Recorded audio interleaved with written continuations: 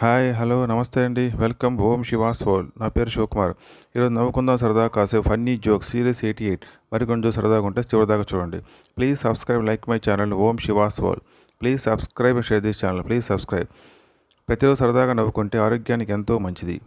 ఇప్పుడుదా subscribe చేసిన ప్రతి ఒక్కరికి నా ధన్యవాదాలు. ఈ ఫన్నీ జోక్స్తో పాటు ఇతర జోక్స్ కూడా కొన్ని నేను యాడ్ చేస్తున్నానండి. అంటే అవి జనరలైజ్గా ఉంటాయి, ఫన్నీగా ఉండవు, కొంత నార్మల్గా ఉంటాయి. చిక్కదనం.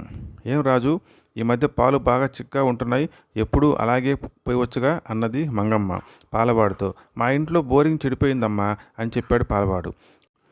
ఎరా కిట్టు, ఈరోజు లెక్కల పేపర్లో ఎన్ని ప్రశ్నలు ఇచ్చారు అడిగాడు తండ్రి. 50 మార్కులు, 5 ప్రశ్నలు ఇచ్చారు డాడీ, చాలా కష్టంగా ఉన్నాయి చెప్పాడు కిట్టు. నువ్వెన్ని రాశావు? మొదటి 2, చివరి 2 తప్ప అన్నీ రాశాను డాడీ. వాట్సాప్ వల్ల ఉపయోగం ఏంటి స్వామీజీ? ఎంతమంది ఆడవాళ్ళు కలిసి ఎంతసేపు మాట్లాడుకున్నా ఏమాత్రం సౌండ్ రాదు. నిదానం. ఆలస్యం అమృతం విషయం అంటారు, మళ్ళీ వాళ్ళే నిదానమే ప్రధానం అంటారు. దేని నమ్మాలి? చిరాగ్గా అన్నాడు సుబ్బారావు. పెద్దల మాటల్లో ఏమాత్రం అబద్ధం ఉండదు. మొదటిది ప్రేమించడానికి, రెండవది పెళ్లి చేసుకోవడానికి. పెళ్ళాంతో ప్రేమగా మాట్లాడితే పట్టుచీర కావాలంటుంది, పిల్లలతో ముద్దుగా మాట్లాడితే సెల్ ఫోన్ కావాలంటారు. అందుకే నేను కాశీకి పోతున్నాను. Skin specialist doctor Prasad.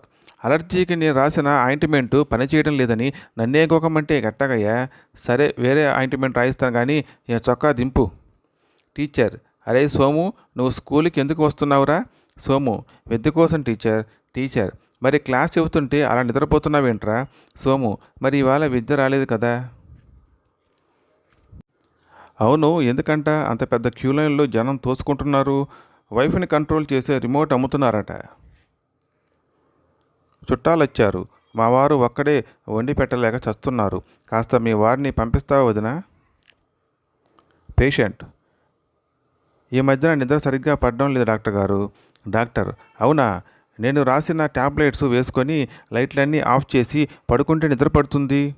Patient. కానీ మా ఆఫీసులో పగలు లైట్లు ఆపడం కుదరదండి.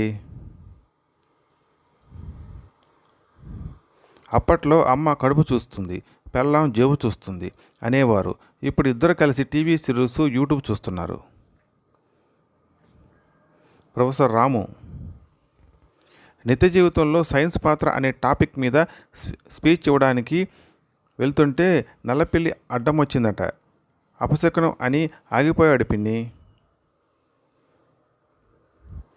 So please subscribe, like my channel Om Shiva's World. Please subscribe and share this channel. Please subscribe. Thanks for watching. Thank you.